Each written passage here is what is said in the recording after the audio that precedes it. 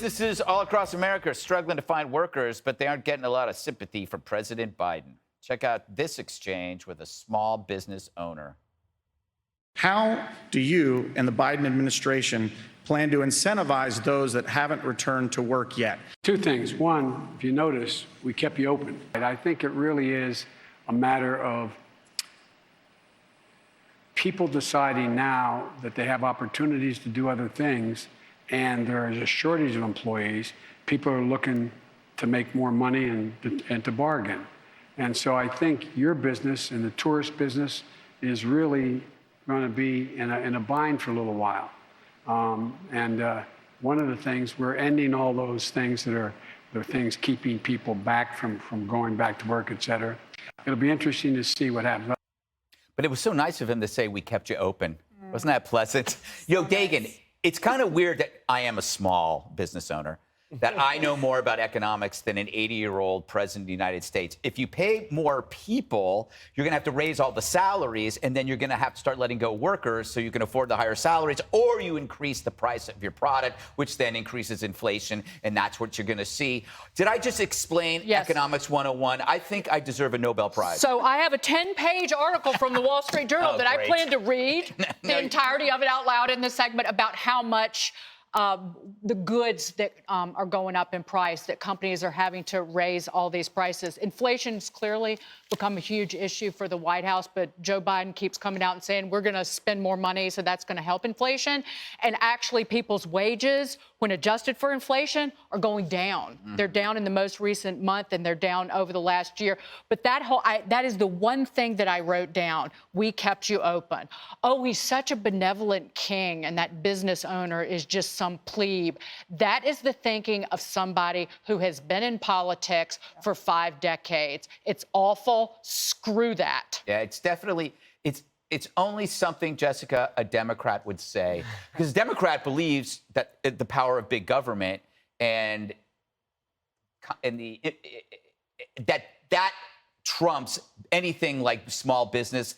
Meanwhile, who made a lot of money because of Biden? Big business. All the small businesses are fake. Should he be impeached? Yeah. That's tomorrow's show. Okay. I already got the topic list. No, he shouldn't be impeached. So his answer was actually, he talked for 2.5 minutes in Biden style, and there were actually a lot of, like Gangnam style. Yeah. But It's one long palindrome.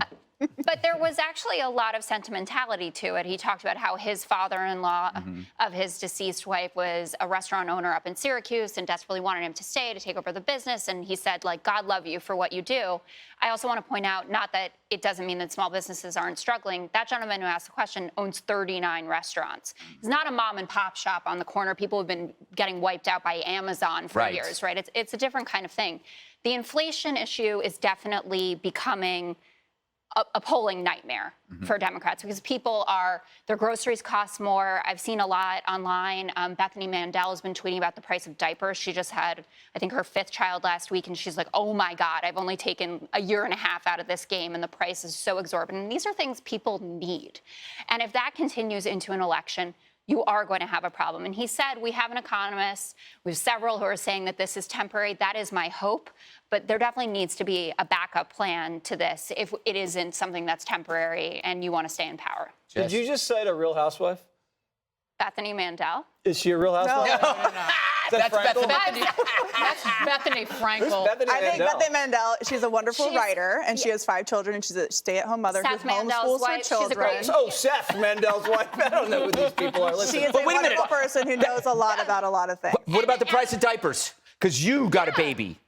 You got a baby. He doesn't know anything about the diapers. I don't look at those prices. I look at other prices, but they're probably up.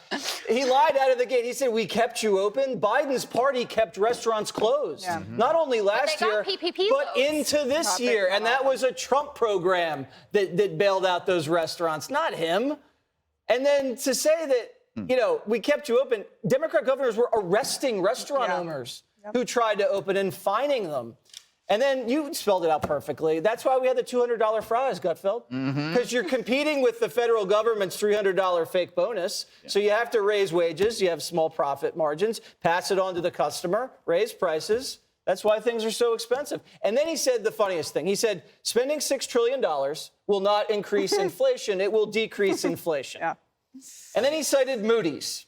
Now, never listen to Moody's. You know this. Moody's is a left-wing operation. Mark Zandi is a left-wing guy, donates to the Clintons, donates to all Democrats. He predicted that Trump was going to sink the economy into a recession in 2018 and destroy 3.5 million jobs, and predicted Barack Obama's recovery was going to be the hottest on record. So never listen to a Democrat when they cite Moody's. There you go. That's a warning. Katie, it seems to me that the Biden administration cares more about the woke than the work. I think that's true.